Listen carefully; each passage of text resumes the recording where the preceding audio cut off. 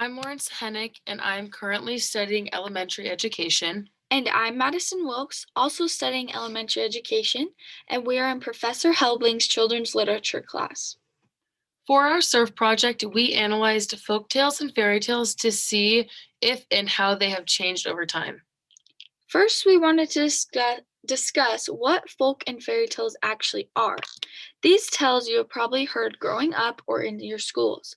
Folk tales originated in the mid 1800s and are stories that are told orally. These stories are passed down from generations. Fairy tales, on the other hand, originated in the mid 1900s and are more mystic fantasy stories that include characters such as goblins, wizards, mermaids, fairies, unicorns, or dragons. We chose two folk tales and fairy tales to compare in order to come to a conclusion on the changes that have occurred. These stories include Cinderella, Snow White and the Seven Dwarfs, Goldilocks and the Three Bears, and Little Red Riding Hood. We chose the original authors of the tales and a modern version to compare. The major deciding factor in choosing the modern version was popularity today. This was decided by ratings on Amazon and just the overall popularity, which led us to choosing the Disney versions for the fairy tales since they are known among many. For our qualitative research project, we had a few limitations. These limitations included personal bias and how we selected these stories. Most of these stories we have heard or read before, so we may have our own opinions on them. The selection of these stories was a little more difficult because of the fact that we were not able to find the most common version or popular version given what was available to us. We used resources such as Amazon and Google to find some of the most popular and built our way up from there. From the stories that we selected, we went into this project with no preconceived notions and evaluated the changes as we read the stories and at the end of the stories. If you scan our QR code, it will take you to a more detailed version of our research and give specific examples of what we found. To begin, we read the story Cinderella. The original version of Cinderella is called Cinderella or the Little Glass Slipper by Charles Perrault.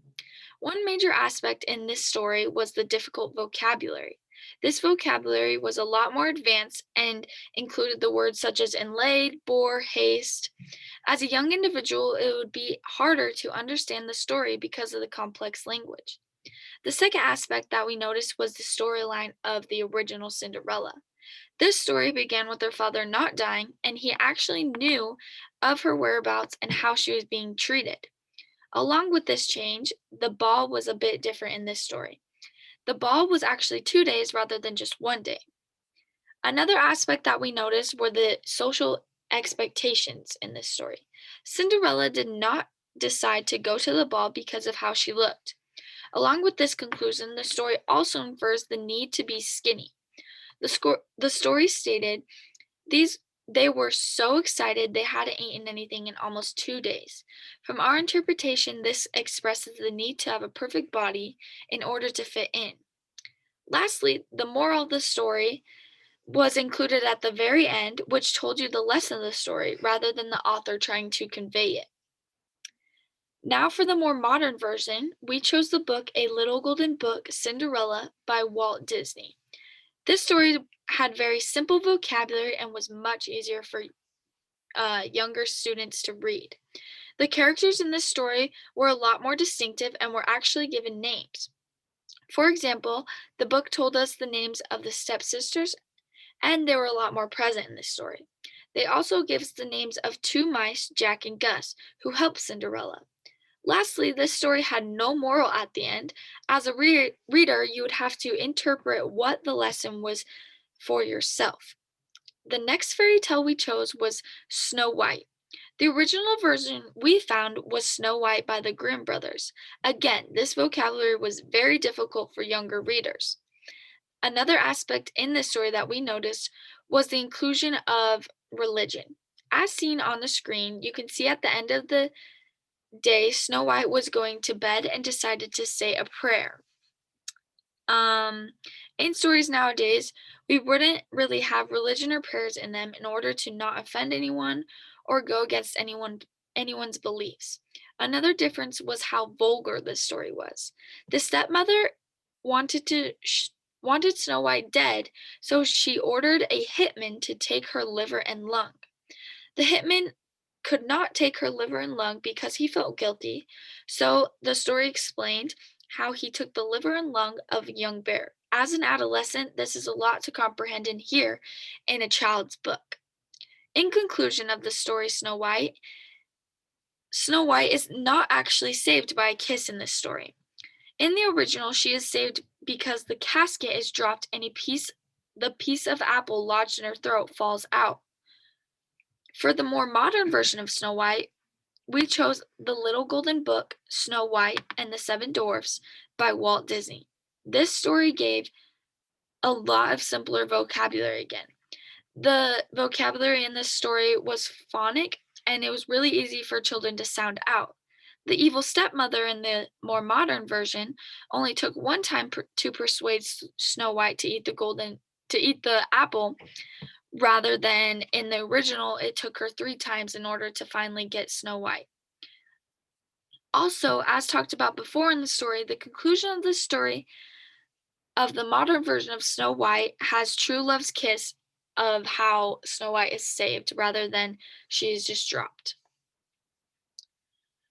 For the first folktale that we chose to analyze, we picked Goldilocks and the Three Bears by Robert Southey, and the more modern version is by James Marshall. While reading, we noticed that there was pretty advanced vocabulary that may be difficult to understand for a younger audience um, in the original, but more simplistic in the modern retelling. Some words that came up in the original were plump, bedchamber, and bolster. An example from the text is, but she was impudent, bad old woman, and set about helping herself. Although these words are of a higher reading level, readers can use context clues if they do not know the meaning of the words. Because the modern versions are geared towards a younger audience, there are more descriptive words that are used more frequently amongst children, such as baby bear and mama bear, instead of little small wee bear. We also noticed that the details and specifics of the stories differed from the original to the modern versions. Two major things were the character Goldilocks and the amount of details used to move the story along. In the original text, Goldilocks was an old woman, and there was more explanation on how the bears could tell that someone had been in their house and been messing with their things.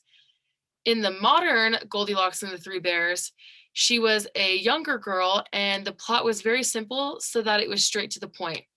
The reason for the younger Goldilocks is so that the younger audience can relate to the main character. And the reason that it gets straight to the point is because they want only what is necessary so that they can keep the readers engaged. The second folk tale that we analyzed was Little Red Riding Hood by Charles Perrault, and the modern version is by Candace Ransom. We noticed that this folktale also included advanced terms such as bobbin and bedcloths. An example from the original text is Little Red Riding Hood pulled the bobbin and the door opened. Most children in today's age would refer to a bobbin as a latch or a handle, so they may be confused when reading the original tale.